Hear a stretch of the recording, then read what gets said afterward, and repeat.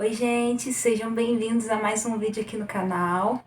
Como vocês estão, gente? Aqui estamos muito bem, graças a Deus. Como vocês viram aí no título, hoje eu vou estar contando para vocês como foi que aconteceu a minha primeira perda gestacional, né? Como foi que eu perdi o meu bebê. Mas antes de começar, eu já vou falar para você se inscrever aqui no canal. Ativa aí o sininho para você não perder os próximos vídeos, porque ainda vem muito vídeo pela frente aqui nesse canal, tá? E deixa o like aí no vídeo para ajudar o vídeo a ser divulgado para outras pessoas, gente, tá bom?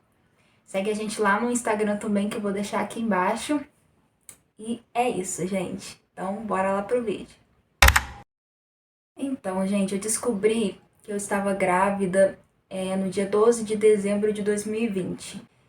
Era a primeira gestação, né? A primeira gravidez. A gente estava querendo muito que acontecesse, então, assim, foi uma alegria só pra gente, né? Receber aquele teste positivo. Era tudo que a gente queria. A gente tava tentando, só que como era uma coisa que a gente pensava que ia acontecer bem rápido, a gente não tava com aquilo ali na cabeça toda hora, martelando aquilo na cabeça, né? Quem é tentante sabe como que a possibilidade de ter um filho fica martelando ali na sua cabeça o tempo todo. E como era o primeiro, ainda não tava assim nesse nível, né? A gente tava bem tranquilo, era algo que a gente sabia que podia acontecer a qualquer momento e aconteceu. Pra vocês terem uma ideia, eu tava tão desligada que eu passei tanto mal e nem desconfiei que eu tava grávida na época, né? O Jess falou, vamos fazer um teste.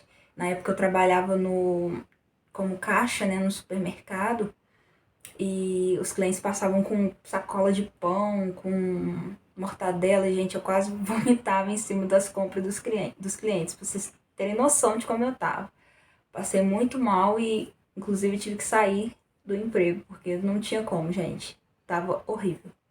Fiz o teste, deu positivo e foi um dos momentos mais felizes da nossa vida. A gente comemorou muito, a gente riu muito e a gente ficou muito feliz, né? Contamos para todo mundo e tava tudo bem. Começamos o pré-natal, fizemos todos os exames, né, que o médico pediu. A gestação estava indo bem. Assim que a gente descobriu, eu já fiz a primeira ultrassom com 7 semanas, que foi quando a gente ouviu pela primeira vez o coraçãozinho do nosso bebê. Vimos o nosso bebê ainda bem pequenininho lá na ultrassom, mas conseguimos ver. E começamos também o pré-natal. Tava tudo certo, os exames estavam tudo ok, nada que indicasse que a gente pudesse ter uma perda gestacional, né? Então, assim, foi bem do nada mesmo que aconteceu.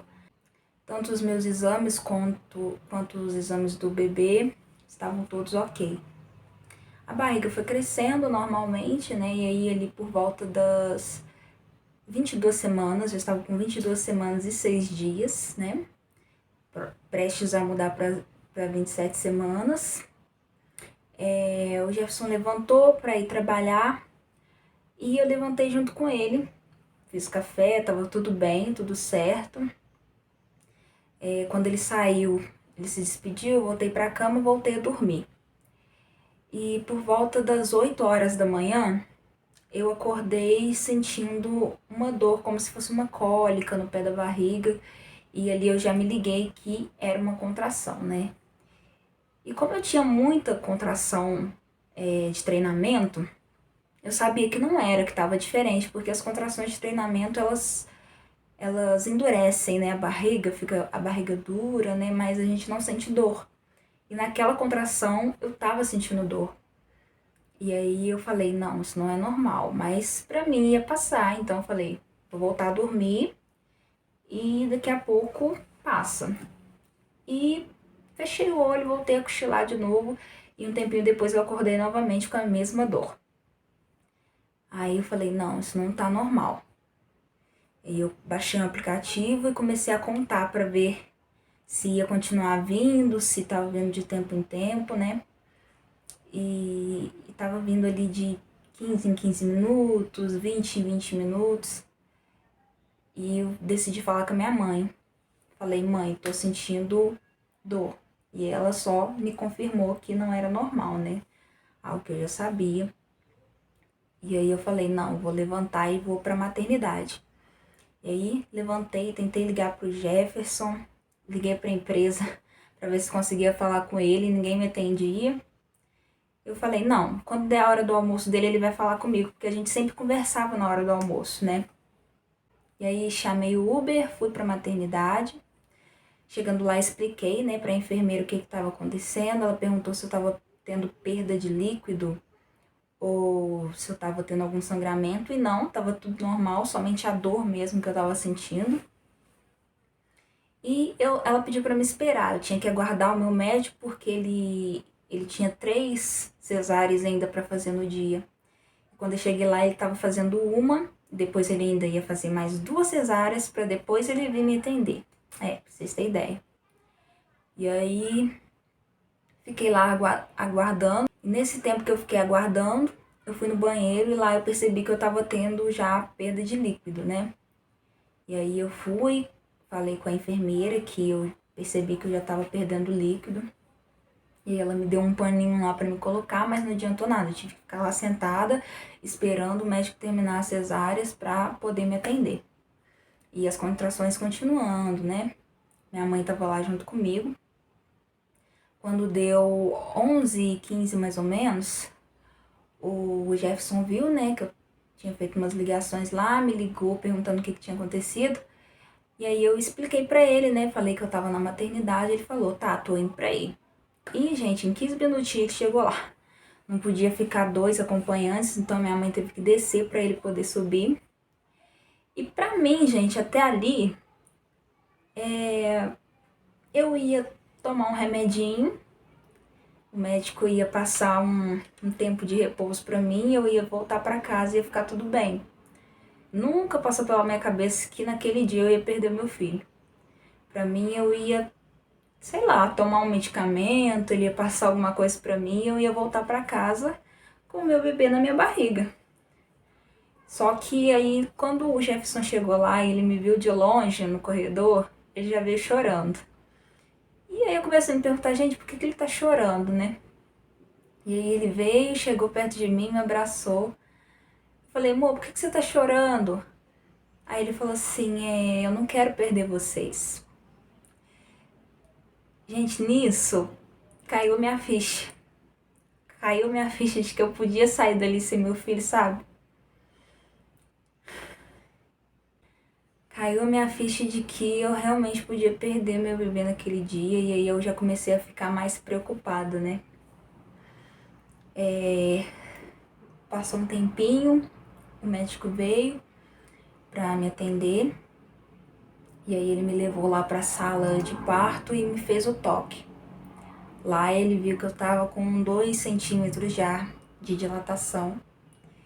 E aí ele foi bem claro comigo e falou, olha, você precisa ser internada agora pra gente tentar fazer o possível pra segurar o seu bebê, porque se ele nascer agora, você vai perder o seu bebê.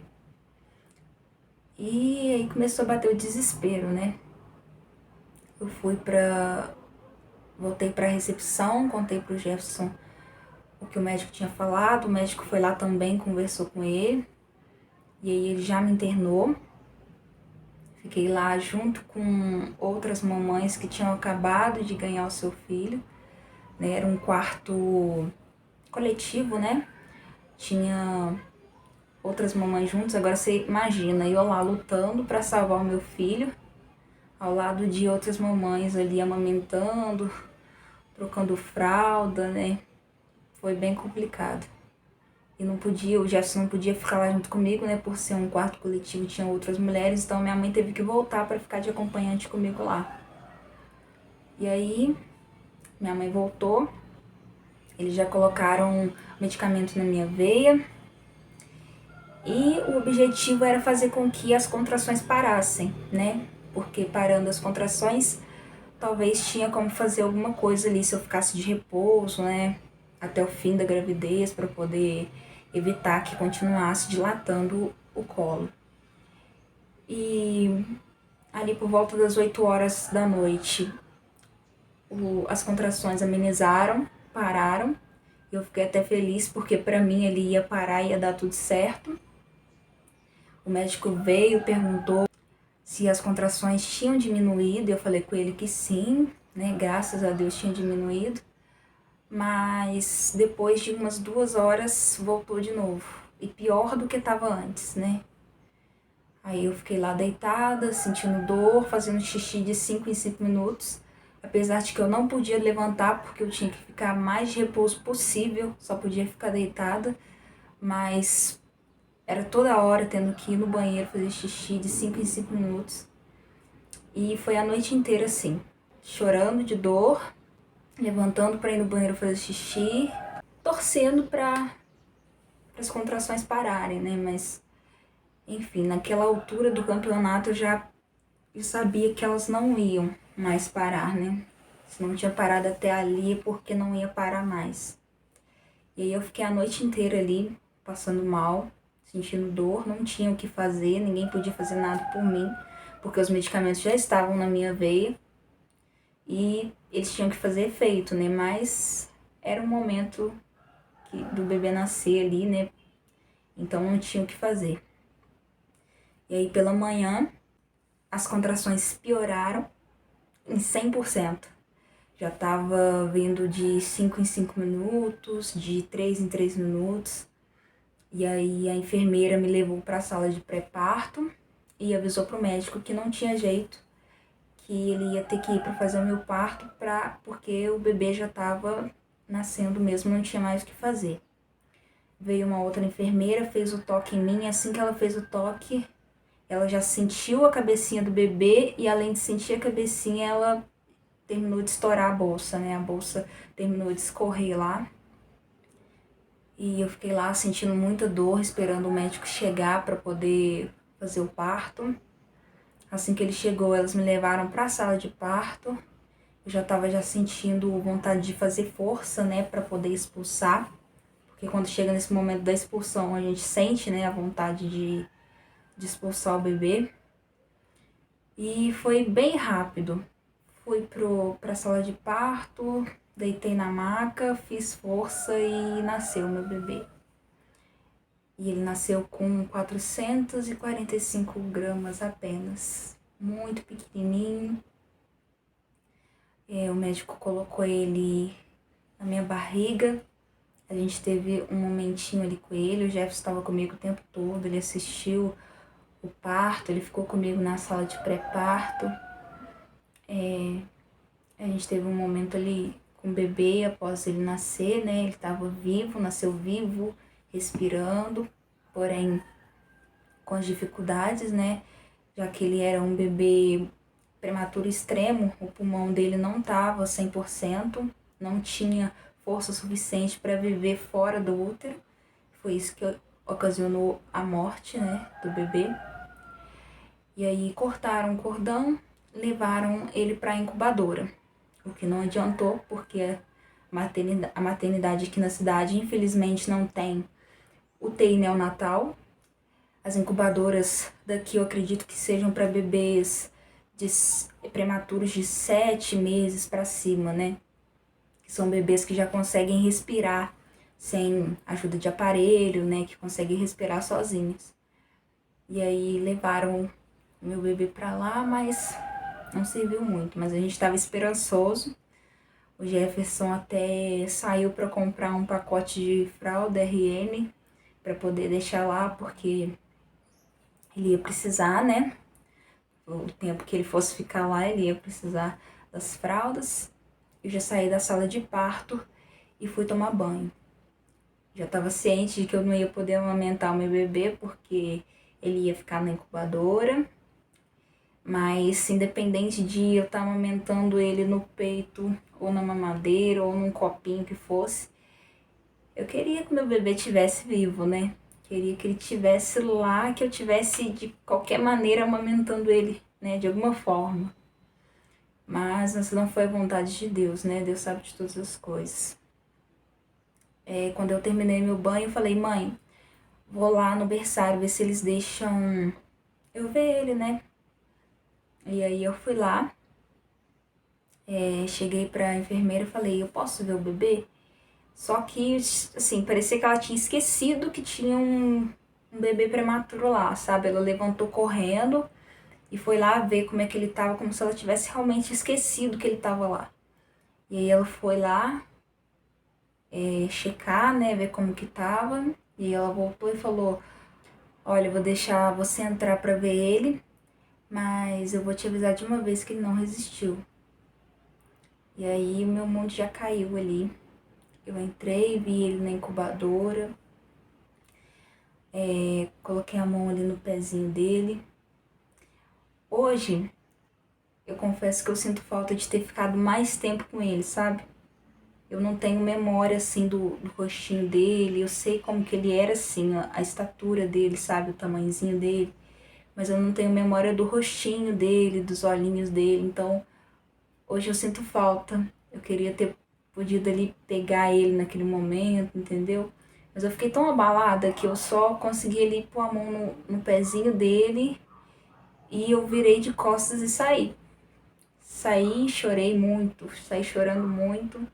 Fui pro quarto, minha mãe perguntou o que estava acontecendo e eu falei pra ela que ele não tinha resistido, ela também chorou demais. Liguei pro Jefferson pra falar pra ele o que tinha acontecido. E aí na mesma hora ele falou: tô indo pra aí. Aí veio pra maternidade pra ficar junto comigo. E ele foi forte, muito forte, porque eu vi ele chorar pouco, né? Acho que ele deixou eu sofrer tudo que eu tinha pra sofrer. E depois que eu me recuperei foi quando ele realmente assim passou pelo luto, sabe? Foi quando depois que eu me recuperei foi que eu vi ele chorar, foi que eu vi ele, sabe? Foi quando ele precisou de mim, vamos dizer assim, né? No momento lá da perda, eu tava precisando dele. Nós estamos precisando um do outro, né? Mas eu fiquei tão mais abalada, assim, no sentido de chorar muito, que eu tava precisando mais dele ali. E ele ficou comigo o tempo todo. E depois que tudo passou, eu precisei ficar do lado dele, porque foi quando ele desabou, né? Nós não tivemos um diagnóstico do que aconteceu, assim, um diagnóstico certeiro, né? Falando realmente o que aconteceu, já que todos os exames que nós fizemos estavam ok, mas tudo indica que o que ocorreu, né, a prematuridade do bebê foi a IIC, né, que é a insuficiência intimo-cervical. Tudo indica que eu tenho a IIC, que é como se... É como não, né? O colo do útero, ele não suporta o peso do bebê de acordo com que o bebê vai crescendo, ele vai ganhando peso e aí o colo começa a dilatar por si só, né? E aí foi isso que o médico deixou prescrito no laudo, né? E ele disse que numa futura gravidez eu teria que fazer uma cerclagem, né? Que é basicamente uma costura que é feita no colo do útero, que vai manter o colo fechado, né, durante o desenvolvimento do bebê, de maneira que ele não se abra, né, quando o bebê for ganhando peso, né, ele vai se manter fechado ali até o final da gestação, ali por volta das 37 semanas, que é quando a cerclagem é retirada. Foi o que ele me disse, né, eu vou ter que fazer essa cerclagem numa próxima gestação. E como vocês sabem, nós já estamos gravidinhos novamente, né? E provavelmente, muito provável, nós vamos ter que fazer sim a cerclagem. Nós não temos certeza, né, da IC, porque normalmente eles dão aí por volta de 3 perdas para concluir que a mulher tem, né, esse probleminha aí no colo do útero. Só que eu não quero ter que esperar perder 3 filhos para poder fazer uma cerclagem, né? Então, eu escolhi fazer a cerclagem, né? Optei por fazer.